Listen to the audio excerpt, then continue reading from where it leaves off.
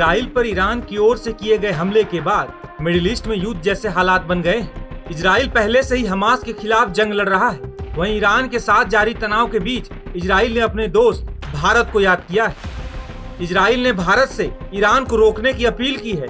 भारत में इजरायली राजदूत Naor Gilon ने कहा कि हम पश्चिम एशिया में शांति के लिए भारत से ईरान को रोकने की उम्मीद करते हैं। भारत एक मित्र के रूप में कदम उठाए और इजराइल पर ड्रोन और मिसाइलों के हमले के बाद तेहरान को पश्चिम एशिया को अस्थिर करने से रोके। पश्चिम एशिया भारत के लिए बहुत महत्वपूर्ण क्षेत्र है। यहाँ लाखों भारतीय काम करते हैं। भारत के संयुक्त अरब अमीरात, सऊदी अरब और कतर के साथ मजबूत व्यापारिक संबंध हैं। मुझे लगता है कि भारत ईरान को रोकने में अंतर्राष्ट्रीय समुदाय के एक हिस्से के रूप में सक्रिय होगा।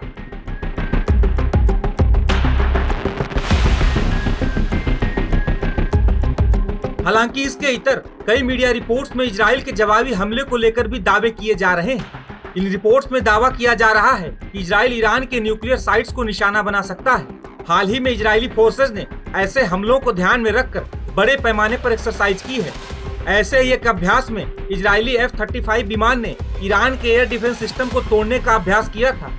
इसके साथ साथ इजरायली वायुसेना ने भी लंबी दूरी के लड़ाकू अभियानों को ध्यान में रखकर रणनीतियां बनाई हैं। वहीं इजराइल का सहयोगी देश अमेरिका इजराइल से लगातार शांति की अपील कर रहा है। अमेरिका इजराइल की रक्षा करने की बात तो बार बार कह रहा है, लेकिन ईरान पर इजराइल की ओर से किए जाने वाले किसी हमले में साथ देने से इनकार कर रहा है।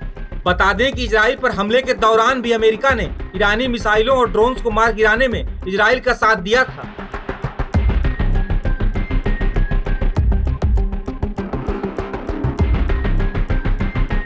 गौरतलब है कि ईरान और इजराइल के बीच का ये तनाव लंबे समय से चला आ रहा है। दोनों मुल्क एक दूसरे के कट्टर दुश्मन माने जाते हैं। इजराइल जहां अमेरिका का करीबी देश है, वहीं अमेरिका और ईरान के बीच भी काफी लंबे समय से तनाव जारी है। अमेरिका की ओर से ईरान पर कई प्रतिबंध भी लगाए जा चुके हैं। हालांकि हालिया तनाव सीरिया की राजधानी दमिश्क में ईरानी वाणिज्य दूतावास पर हुए हमले के बाद से भड़का है। 1 अप्रैल को दमिश्क में ईरान के वाणिज्य दूतावास पर हमला हुआ था।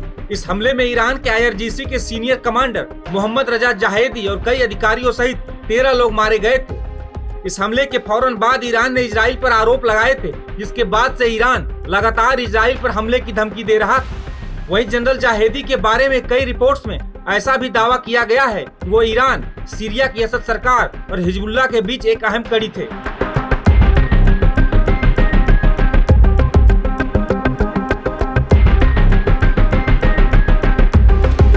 टाइम्स नाउ नव भारत डिजिटल की रिपोर्ट।